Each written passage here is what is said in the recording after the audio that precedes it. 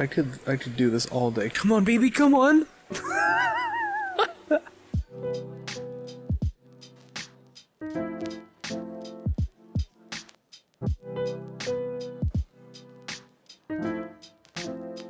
What is up, dude? Is Facebook slowly crumbling to dust before our very eyes? We all saw what happened this year at the MetaConnect conference. Not only was it a giant meme, Facebook finally unveiled the Quest Pro, a $1,500 headset. This week, I was sent a Pico 4 headset to review for you guys. So in this video, I'm going to take you through everything great, good, and bad about the Pico 4.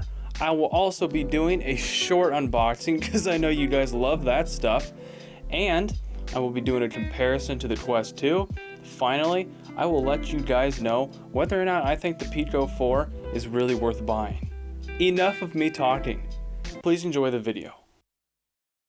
Once you open your Pico 4 box, surprisingly you will see a lot more than just a headset and a couple controllers. You will see a USB-C 2.0 power cable and adapter, a little nose bar that you can install onto your headset to keep any light from getting in, a glasses spacer so you don't end up scratching your lenses, a stack of guides consisting of a user guide, quick guide, and safety warranty guide, 2 wrist straps, and then of course 2 controllers and your beautiful new Pico 4 headset. Let's talk about the pros of the Pico 4. I will start by listing the specs for this headset. The Pico 4 has a high field of view at 105 degrees, 4K plus display, 2160 by 2160 pixels per eye resolution, a Qualcomm XR2 Snapdragon processor, 128 gigabytes of storage, 8 gigabytes of RAM, 5 integrated cameras for tracking, 3 hours of battery life, and to add the cherry on top, this headset only weighs about 300 grams. Our next pro for the Pico 4 is its pass-through mode. Not only could I see my surroundings in full color, but I could honestly even text on my phone and work on my computer while I was in pass-through mode. The color pass-through does occasionally get a little glitchy, but for the most part, I was extremely surprised by how clearly I could see my surroundings. The Pico 4 has very intuitive controls and works extremely well with your PCVR games. There is a built-in streaming assistant application for the headset that allows you to play PCVR games wirelessly or plugged into your PC. To test this out, I played a few fan favorites on Steam VR like VTOL, Half-Life Alyx, and Into the Radius. There was realistically no stuttering in my headset while I played any of these games, hand tracking was amazing, and I felt like I could play twice as long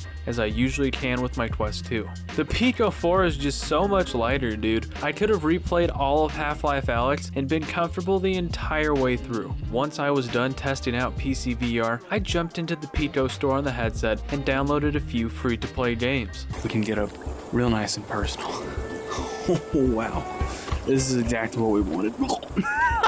Not only were the free games I played very clear, smooth, and fun, I'm just going to say it, I was surprised that they had any decent VR games. I have heard a lot about how the Pico Store isn't as good as the Quest Store, but if I'm being honest, there are like 250 games in the Pico Store, and a lot of them not only look fun, but there are titles like Beat Saber, Contractors, Gorn, Red Matter, Green Hell VR, After the Fall, Blade and Sorcery, Walkabout Mini Golf, and a lot more. Side note, I'm even using the color pass-through mode right now, so I can simultaneously look at all of the games in the Pico Store and type this script. That's pretty neat! Last but not least, the Pico 4 has a built-in screen recorder and mic. The screen recorder honestly gives some pretty good results, and the mic gives some very decent quality audio. I never said I was any good at golf. I said that this is fun. Did you see that? The Pico 4 also has some very helpful settings where you can change the brightness of your display, turn on a nighttime mode to lessen any strain on your eyes, an extremely precise IPD adjuster to change the distance between your lenses so that they match up with your eyes perfectly, a set of virtual environments that you can customize with different backgrounds, and there is even a hidden developer setting so that you can turn on hand tracking. If you're wondering why this video took 2 weeks for me to make, I really wanted to get to know this headset. And because I decided it would be cool to 3D model the entire room in the Pico 4 trailer to use for the intro. but mainly because I wanted to have enough time to really develop my opinion on the Pico 4. Now, let's start talking about the negatives of the Pico 4. The Pico 4 only runs VR games at 90 frames per second, which will be sufficient for most VR games, but for games like Into the Radius, there was very noticeable lag when I was looking around and moving my hands. The Pico 4 also has some pretty limited graphics settings when you are playing PCVR games. You get the option of smooth, SD, or HD image quality for PCVR. When I had my Pico 4 wired into my PC, the visuals were definitely a notch down from what I can get using my Quest 2. Maybe the Pico streaming assistant just needs a software update, but I could definitely tell the difference in visuals while playing beefy games like Half-Life Alyx and Into the Radius. I have heard about people getting great results for PCVR by using virtual desktop, but my Wi-Fi isn't the best, so on virtual desktop, games looked even worse than when I used the cable.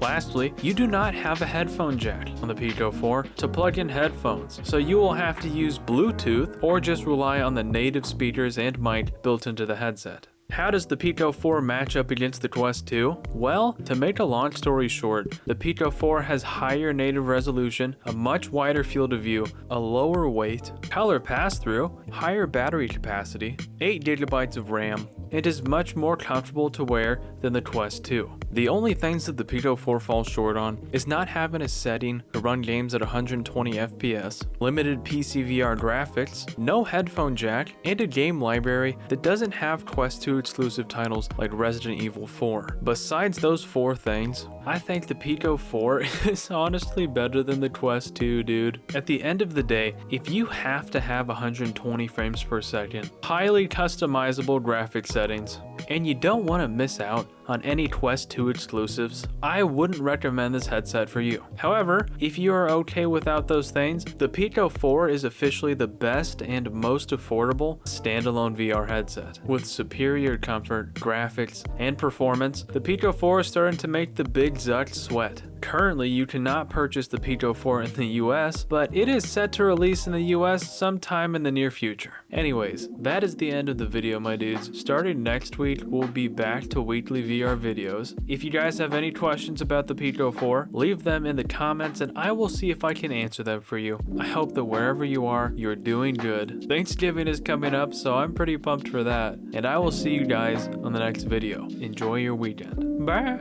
We're in space, brother. Oh, space golf.